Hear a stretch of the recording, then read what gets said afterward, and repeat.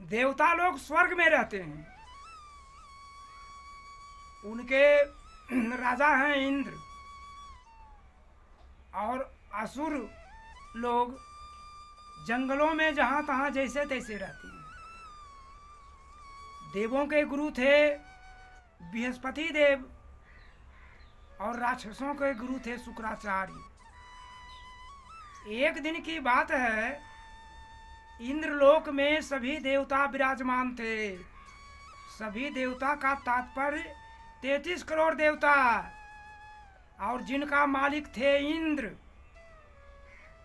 और गुरु बृहस्पति देव जी वहां पधारे।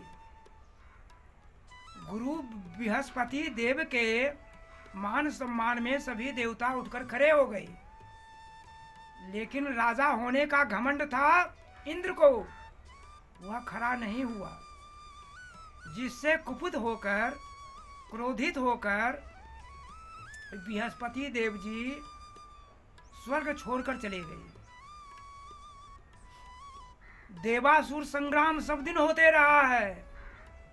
देव का अर्थ देवता, असुर का अर्थ दैत्य दानव।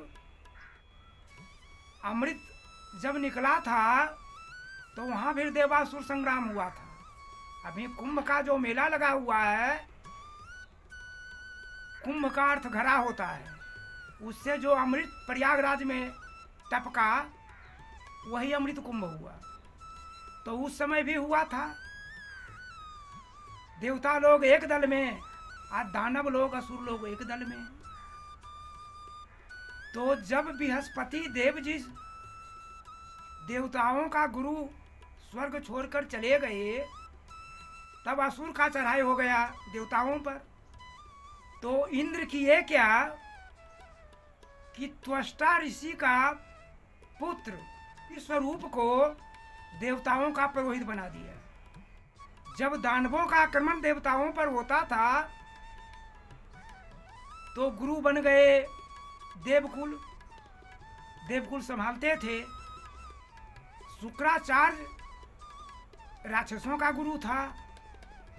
एक राक्षस को विप्र भेष में, ब्राह्मण भेष में देवकुल में भेजा और देवताओं से कहा कि त्वष्टा ऋषि के पुत्र विश्वरूप की जो माता है वो असुर कुल की है, दानव कुल की है। अगर असुर मारे जाएंगे तो क्या तुमको अपनी माँ के प्रति दया नहीं है? इसलिए देवकुल का कर्म तो देवता के तरफ से हो गया, लेकिन मन दानवों के तरफ से, असुरों के तरफ से हो गया। जब यह बात इंद्र को पता चला तो अपनी माया से देवकुल का हत्या करवा दिया। देवकुल से त्वष्टा का क्रोध बढ़ा। चूंकि ऋषि त्वष्टा का ही पुत्र विश्वरूप था और विश्वरूप की हत्या हो गया, तो बेटा का हत्या के कारण त्वष्टा ऋषि अपनी माया से एक राक्षस वृतासुर को उत्पन्न किए। वृतासुर को उत्पन्न करते ही शरीर में प्रकंपन आने लगी, बिजुलियां कड़कने लगी, भूकंप होने लगा, पहाड़ और वृक्ष गिरना प्रारंभ कर दिया। इंद्र घबरा गए। इंद्र का देवता अब दानवों से हारने लगा। इंद्र का मनोबल टूटने लगा। इंद्र सीधे ब्रह्मा जी के पास पहुंच गए और बोले, एक वृकासुर दानव उत्पन्न हुआ है जिससे अब देवता बच नहीं सकते हैं, कुछ उपाय बताइए। ब्रह्मा जी बोले, मृत्युलोक में महर्षि दधीचि अत्यंत दयावान महर्षि हैं। अगर वो अपना संपूर्ण शरीर को दान में दे दें तो उससे बनने वाला अस्त्र से वृकासुर का वध हो सकता है। इसके अतिरिक्त दूसरा उपाय कुछ भी नहीं है।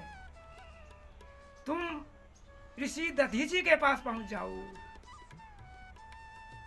इंद्र सकुचाते हुए महर्षि दधीची के आश्रम में पहुंचे। उनके आश्रम में कहीं भजन हो रहा था, कहीं गौ की सेवा हो रही थी, कहीं मंत्रोच्चारण हो रहा था, कहीं गायन हो रहा था। फिर भी पूछते पूछते दधीची ऋषि के कुटिया में इंद्रदेव पहुंचे। दधीची ऋषि ध्यान मग्न थे, ब्रह्म ज्ञान के ध्यान में। समाधि टूटने के बाद दधीची पूछे, कहिए इंद्रदेव जी, स्वर्ग के मालिक, आपका आगमन यहाँ कैसे हुआ? इंद्रदेव ने बताए कि मुझे ब्रह्मा ने आपके पास भेजा है। वृकासुर का अत्याचार से देवता त्रस्त हो रहे हैं, लेकिन मैं बोलने में सकचा रहा हूँ। दधीची बोले कि मैं सब जान रहा हूँ कि आप क्यों आए हैं। वह साधु ही कैसा, वह संत ही कैसा, जो दूसरे का काम में नहीं आए, जिससे देवताओं की भलाई ही नहीं हो। आप हमारे शरीर की अस्थियों का, हड्डियों का दान लेने आए हैं। मेरा दान सहस्र है, सहस्र स्वीकार करें। फिर क्या था, ब्रह्मांड के संपूर्ण नदियों का जल मंगाया गया, परिसर के आश्रम में बाबरी में मिलाया गया। बाबरी कुंड को कहते हैं। मंत्रोच्चारण के द्वारा ब्रह्म ध्यान में ऋषि दधीची ने उस बाबरी के जल से स्नान किए, शरीर पर चंदन का लेप किए और हंसते हंसते अपना प्राण त्याग दिए। वहीं पर उनका आश्रम था। उसी क्षेत्र के वो महर्षि थे, जिस क्षेत्र का नाम आज प्रचलित हो गया। उस क्षेत्र का नाम नैमिषारण्य है। फिर देवताओं का गौ कामधेनु मंगाई गई। कामधेनु ने राजा दधीची का संपूर्ण अंग सुरक्षित रखते हुए चाट चाट कर अस्थियां निकाल दी। भगवान विश्वकर्मा जी आए और राजा दधीची की हड्डियों से अस्त्र शस्त्र बनाए, जिससे वृकासुर का वध हुआ, असुरों का पराजय हुआ, देवताओं का जीत हुआ। एक दिन संपूर्ण शरीर दान में जाता है। दान प्रकृति धर्म है, इससे मनुष्य को नहीं डरना चाहिए। समय पर जो याचना करता है, मांगता है, उसे अवश्य दे देना चाहिए।